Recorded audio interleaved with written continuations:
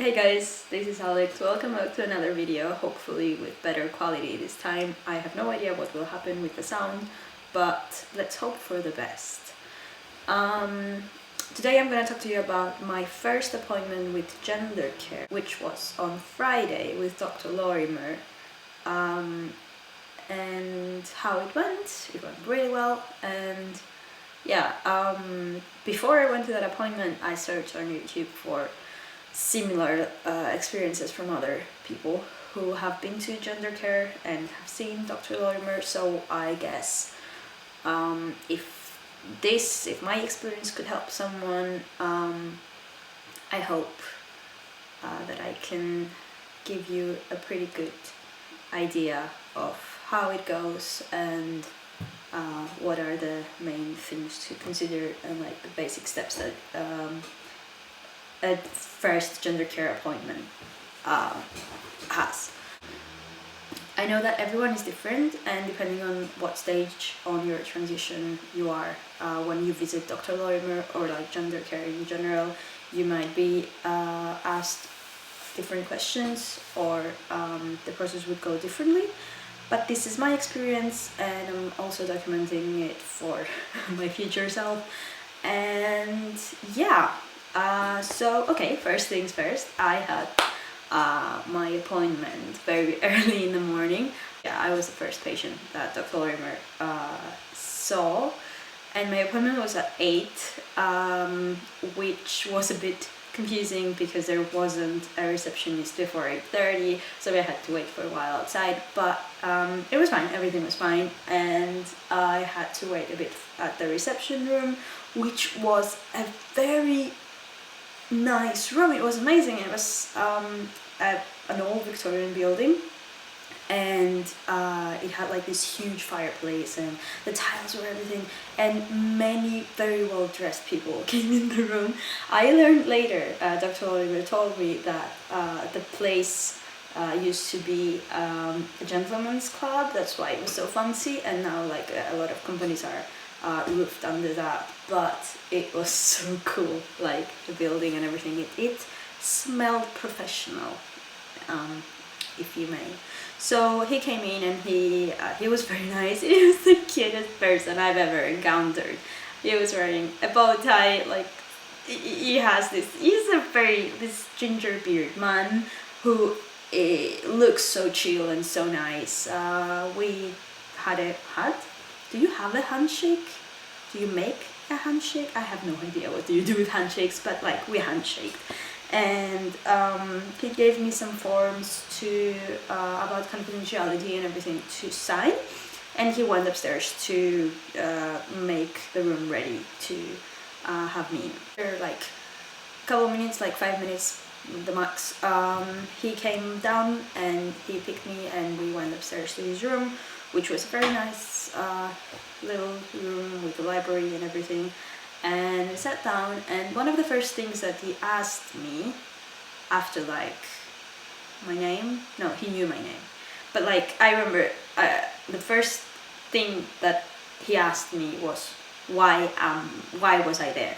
Like, what did I want from them? What did I want from Gendercare? What did I want from him? And yeah, personally, I was there to be referred to surgery and discuss the possibility of starting T before that, but maybe not. It depending on like how the discussion would go. Yeah. When he asked me about why was I there, I immediately burst out surgery. Although, and he laughed. We both laughed because it's like he was like, why are you here? Like, tell me about what you want and what brings you here. I was like, surgery. And we both laughed, and it was a funny little moment, and we talked a bit about that. But I also wanted to talk about testosterone, and if under certain circumstances I could start testosterone before surgery, or if I should wait because of my individual circumstances. I know that many people do it the other way around, but for me it's more complicated, so I told him that I wanted to discuss that as well.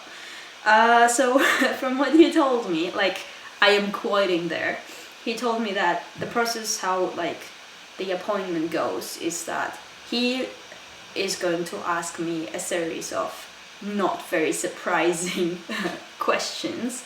Could be general but or more specific, but mostly they are to have for him to create a general idea about me and who I am and what I want and at what stage I am and everything.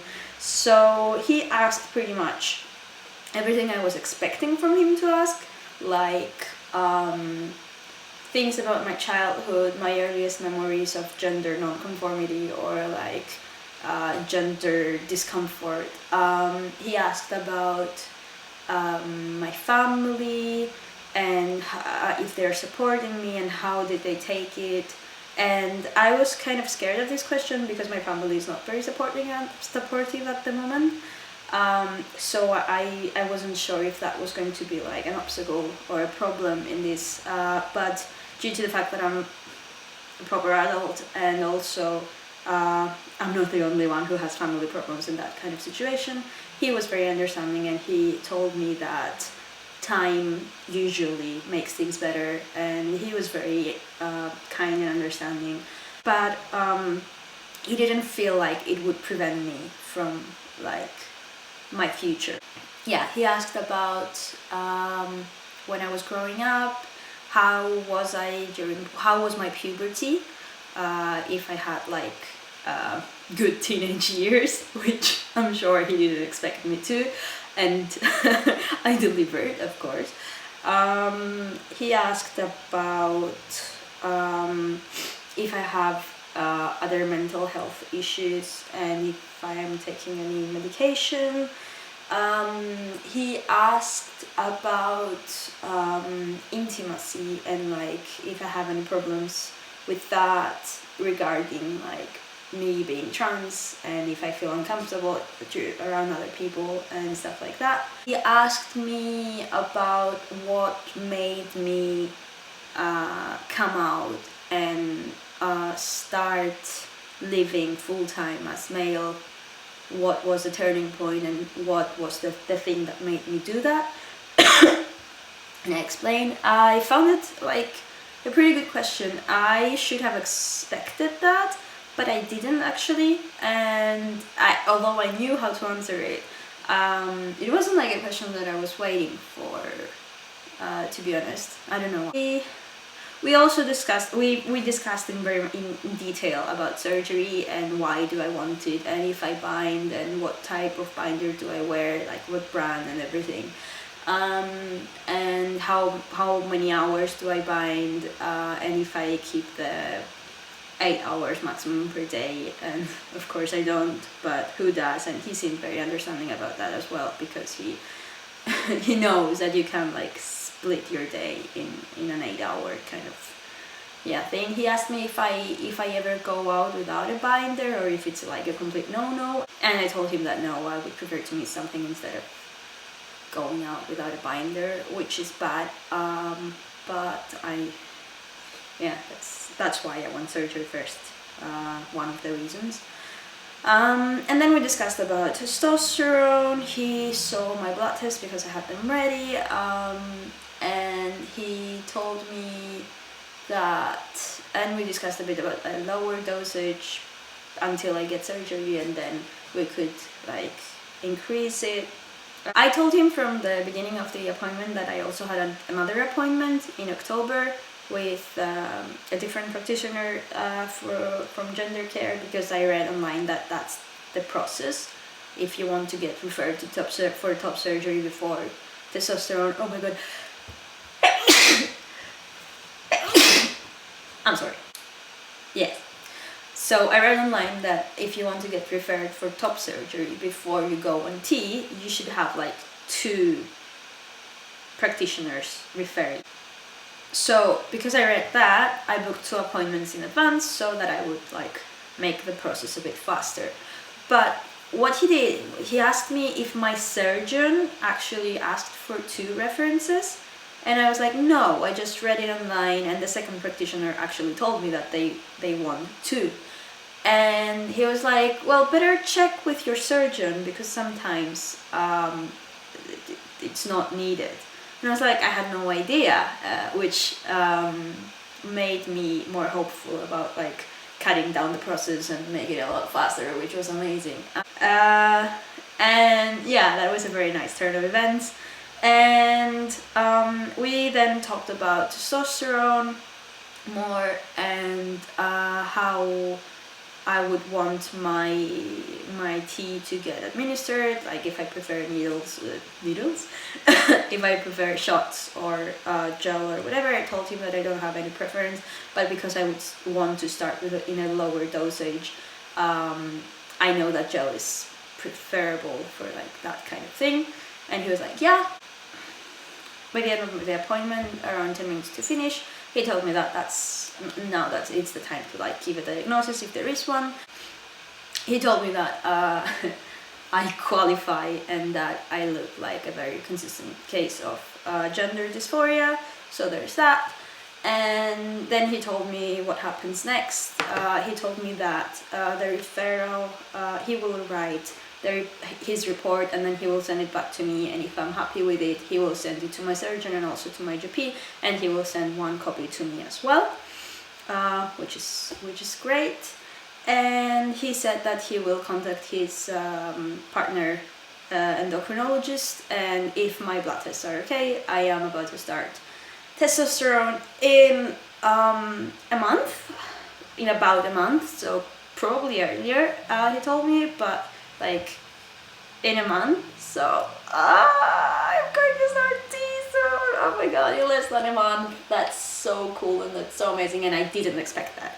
I did not. I went there and I wanted like to discuss surgery, and I was ready to fight about that, because I know that it's not like the most conventional way to go and want surgery before tea, which is not what I did after all. But I had specific reasons about why I wanted to discuss this possibility first.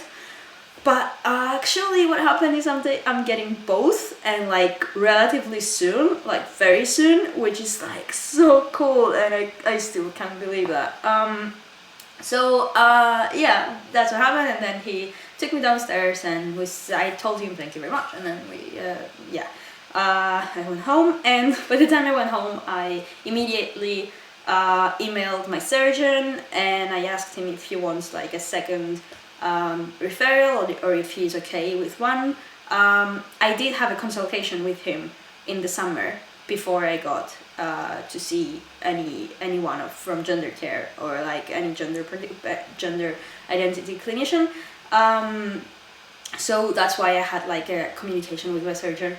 And he emailed me back like a few minutes later, and he said no, he's fine with one, and which is great. And then he emailed me again, and he was like, did we discuss about dates? And I was like, no, but he told me that after the referral it would be like between 1 and 3 months. And he was like, yeah, you're right, do you want me to pencil you down for the 8th of January? And I was like, oh my god, yes please. I actually told him yes please. I think I actually told him yes please, which is like weird to answer an email with that, but I mean, yes please.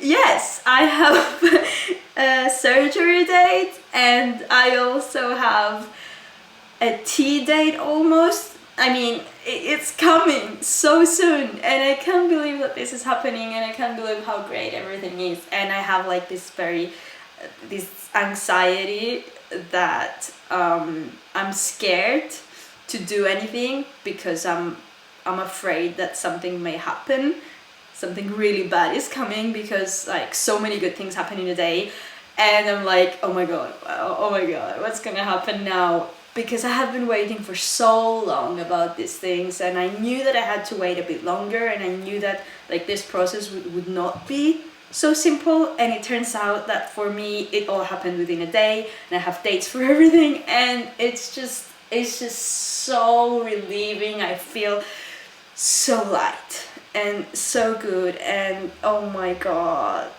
I just can't believe that everything is so close. If you have any questions about Dr. Lorimer or about like anything else, leave them down below. I would definitely recommend him. I would definitely recommend going to him if you are considering Gendercare. And yeah, he's a great guy. I really appreciate the help that he has given me, and he seemed like the guy who would like really go out of his way to help you, and who genuinely wants to support and help people. So yeah, I really recommend him. Yeah, if you like this video, hit the like and subscribe button. I will be documenting my transition in a more detailed way now that I know that I'm on track, and probably more videos like this are coming, or like even more detailed ones, or like vlogs if you want them. Yeah, so take care and see you next time. Bye.